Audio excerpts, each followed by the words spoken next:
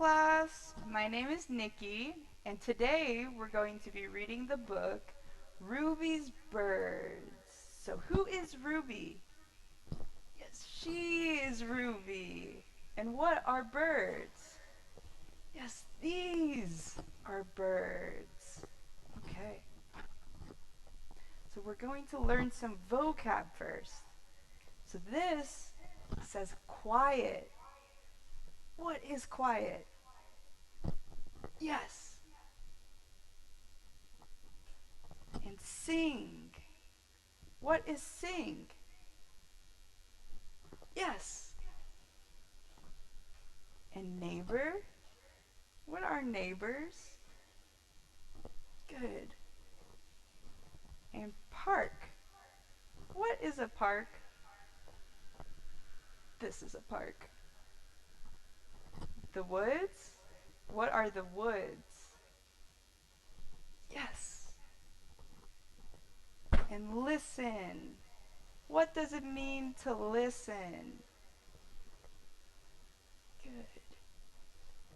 Frozen. What does it mean when a person is frozen? Yes, they're not moving.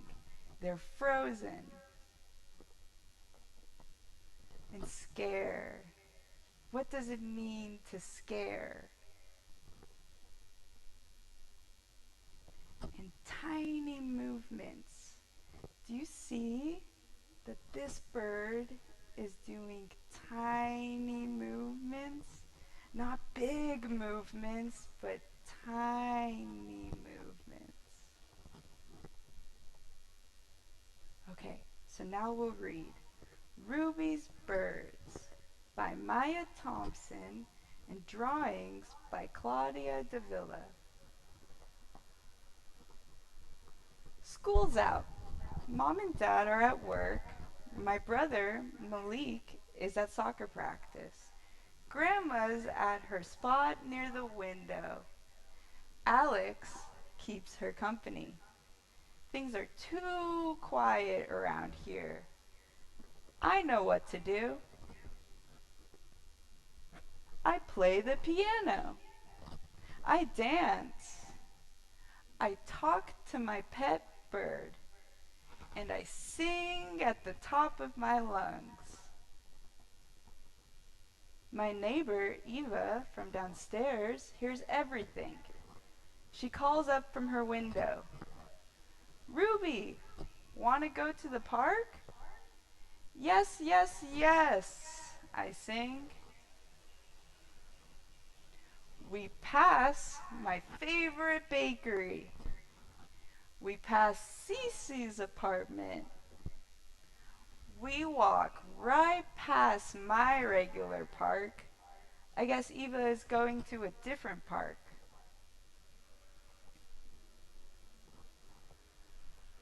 I follow her to a bigger park. Eva is going to the woods. I've never been that way. We sing made-up songs about joggers and strollers and fancy dogs. Suddenly, Eva stops. She looks up. She is listening. I quiet down and I listen too. What's wrong? I wonder. I hear a police car, a plane, some barking. I tug on Eva's sleeve, but she's not paying attention. She holds her binocular up to her eyes. She is frozen like a statue. And then she smiles a huge smile.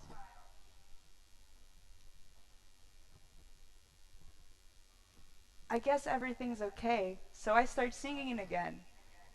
Ruby, Eva sighs. You scared him away. Who did I scare away? I ask. Eva sits on a bench, and I sit too. It's a bird I've only ever seen in the place I grew up. He's a singer, just like you. If you stay quiet, we may be able to find him again. He's a golden-winged warbler. I nod. I don't say a word, or sing a word either. It sounds like something from a fairy tale. We move carefully. We're serious. We pay attention. We watch for tiny movements in the leaves. We try and try. No luck today, says Eva, but now you know what to do. I sing myself to sleep as usual. On Sunday morning, I beg for a walk to Central Park. Malik's not interested, but it's family time, so he has to come anyways. We pass restaurants, we pass the post office, I sing my song, my family listens along. At the park, I lead them straight to the woods. I'm silent, I'm serious, I'm paying attention. I hear a rustle in the leaves. Shh, I say. Just like Eva, I'm frozen like a statue. A tiny bird pops out of the leaf. It looks one way, then the other, then right at me. I can't help it. I get that huge smile just like Eva's. Look, I yell. Ah, yes, says Grandma. I saw a warbler, I sing as he flies away. The end. Thank you for joining me for story time. Hello, welcome back to story time. I have a question. What birds do you see in Kinmen? Here's one. Do you know the English name of this bird? This is called the blue-tailed bee-eater. It comes to Kinmen during the summer, from April to August. Some people call this bird the summer fairy. Maybe you can see the blue-tailed bee-eater this summer. Hello class, welcome back. Now we're going to do a worksheet. So for this worksheet, you're going to color the bird. You can make this bird look like the blue-tailed bee-eater. And then you're going to fill in the blank with the words in the word bank. In the end, your sheet can look like this. The bird is colored, and this is the word bank. This is the blue-tailed bee-eater. This bird comes to Kinmen during the summer. This bird is also called the summer fairy. If I watch for tiny movements or listen for songs, then I can find the blue-tailed bee-eater. Okay. Thank you for joining me for the worksheet. Hello class. Today we're going to make our own bird feeders. So to do that, we're going to need a used and clean water bottle,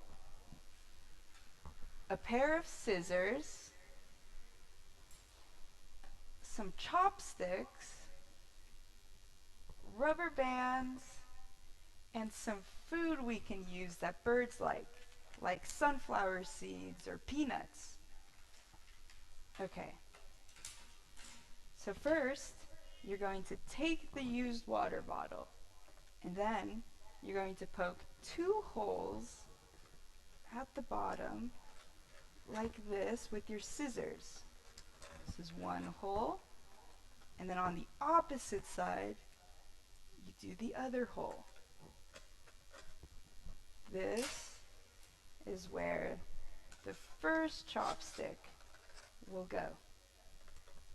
Then you're going to poke holes maybe about an inch up with your scissors, and that's where the bird can eat the bird seeds. Then if you want, you can make another stand for the birds. You poke another hole on the opposite side. Put your chopsticks like that. And then don't forget, you need another hole for the birds to eat from. So about an inch up, you poke one hole. The opposite side, you poke another hole. Now the birds can eat.